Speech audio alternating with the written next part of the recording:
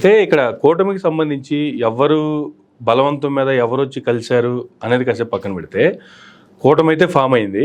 కానీ బీజేపీ తరపున ఎంపీలు కావచ్చు, ఎమ్మెల్యేలు కావచ్చు, టీడీపీ బ్యాచ్, జనసేనకి ఇచ్చినటువంటి సీట్లలో మెజారిటీ 21 సీట్లు ఎమ్మెల్యే సీట్లు ఇస్తే దాదాపుగా పవన్ కళ్యాణ్తో పాటు ఇంకొకళ్ళిద్దరు తీసి పక్కన పెడితే మిగతా వాళ్ళంతా టీడీపీ బ్యాచే. ఒరిజినల్ అసలు ఎవరు లేరు. టీడీపీకి సంబంధించిన వాళ్ళు ఇంకా మామూలే. ఇంతకుముందు మీరు అన్నట్లుగా వీళ్ళందరికి కూడా కోటరీయా లేదంటే వీళ్ళకి కావాల్సిన వల్ల ఎక్స్పోర్ట్ ఇంపోర్ట్ ఈయన మొత్తం.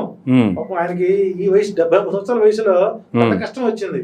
క్యాండిడేట్లు చూసుకోవాలి, క్యాండిడేట్లు సర్దుకోవాలి, క్యాండిడేట్లు పొద్దుగించుకోవాలి, డబ్బు పంచుకోవాలి, ఎన్ని పనులు ఉంటాయండి ఆయనకి. కానీ ఇక్కడ ఒరిజినల్ గా గ్రౌండ్ లో కష్టపడ్డటువంటి రియాలిటీగా గత 4-5 సంవత్సరాలుగా పార్టీ కోసం కావచ్చు, జెండా మోస్తున్నటువంటి నిజమైనటువంటి లీడర్లు కావచ్చు, కార్యకర్తలు కావచ్చు, వాళ్ళకైతే అన్యాయం జరిగింది. ఒక ప్రమాదం పొంచింది అనమాట. చంద్రబాబు గారి యొక్క మైండ్ సెట్ ఆలోచిస్తే ఇతనే విద్వేషాలు రెచ్చగొడతాడు, ఇతనే క్యాండిడేట్ని నా ఫోటో తగలబెట్టండి, నా జెండా తగలబెట్టండి అని చెబుతారు.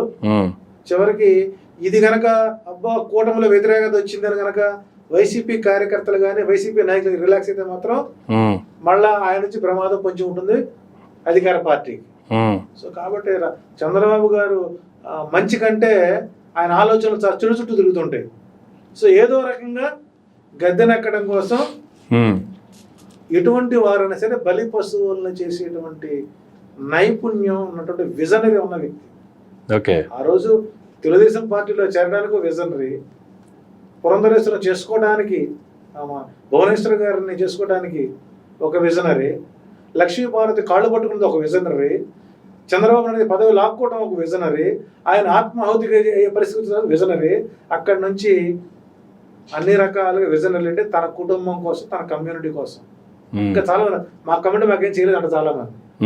సో వాళ్ళ ఉన్నటువంటి ఒక 9 గ్రహాలను కాపాడుకోవడం కోసం ఆయన రాష్ట్రాన్ని ఏ రకంగా అయినా సరే బదనాం చేయడానికి సిద్ధంగా ఉంటాడు.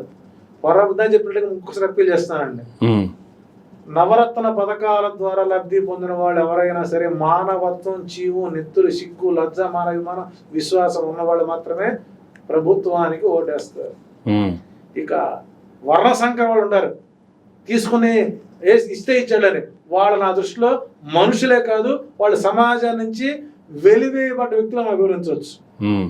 ఎంత డబ్బు ఇచ్చారండి, వాళ్ళు ఇచ్చారండి. ఈ డబ్బు అంతా ముందు ఎక్కడికి పోయింది? టీడీపీ పార్టీ ఆఫీస్కి పోలేదా?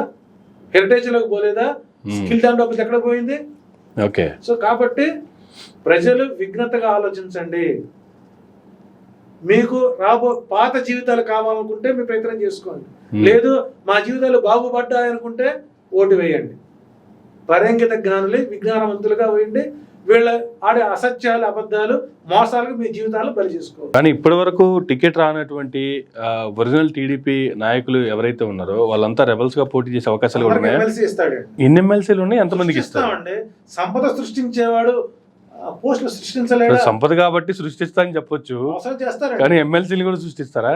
అప్పుడేమో నోట్ల రద్దు నేనే సలహా ఇచ్చాను అన్నాడు. మళ్ళీ వారం తర్వాత ఆ నోట్ల రద్దే పెద్ద శాపంగా మారింది అంటాడు. అంటే ఆయనకి 3-4 నాలికలు ఉంటాయండి. 13 జిల్లాలు 13 నాలికలు ఉంటాయి. ఏ ఊరు వెళ్తే ఆ నాలుగు బయటకు తీస్తాడు. ఇక ఇంట్లో ఒక నాలిక ఉంటుంది, 14 నాలికలు. దశకంఠుడు అంటారు. నారావారి దశకంఠుడు. ఎక్కడికి వెళ్తే అక్కడ రూపం మార్చుంటారు అనమాట. ఇప్పుడు వీళ్ళంతా రెబల్స్ గా పోటీ చేస్తే జరగబోయేది ఏంటంటారు గురుజీ? అల్టిమేట్ గా బీజేపీ ఓట్ బ్యాంకు పాడు చేస్తాడు, జనసేనను గెలవనప్పుడు. అదొక 21 సీట్లు, ఇవి ఒక 31 సీట్లు. 31 సీట్లు 4-5 గెలుస్తాయి, ఓ 25. స్థానికంగా 47 సీట్లు గెలిచే స్థానాలు 50 లేవు వాళ్ళకి. 50-25 75. ఇంకా మ్యాజిక్ ఫిగర్ కి 8 కావాలి, 80 అయిపోతుంది. అంటే జగన్ దర్శనం మీద ఒక 50 రావా ఈజీగా? Simple logic. 50-80 వేసుకున్నా కూడా 130 సీట్లు. విజయం వన్ సైడ్. ఇప్పుడు జగన్ కష్టపడే దానికి మెజారిటీ కోసం. That's all. కాబట్టి ఒక వాలంటరీ వ్యవస్థ ద్వారా వైసీపీ ప్రభుత్వానికి విజయాన్ని అందించినటువంటి చంద్రబాబు నాయుడికి శతదా సహస్రదా వారికి నేను మనసా వాచా కర్మణ ఆయురారోగ్యాలతో ఉండి జగన్ ప్రభుత్వాన్ని మీరు చూస్తూ మానసికంగా క్షోభిస్తూ ఆనందకరమైనటువంటి జీవితాన్ని గడపాలని కోరుకుంటున్నాను. Thank you Guruji, thank you very much అండి. ఇదండి జీవీఎల్ఎన్ చారి గారి ఈనాటి ఇంటర్వ్యూ. మరొక ఇంటర్వ్యూలో మళ్ళీ కలుద్దాం. చూస్తూనే ఉండండి మేరా మీడియా.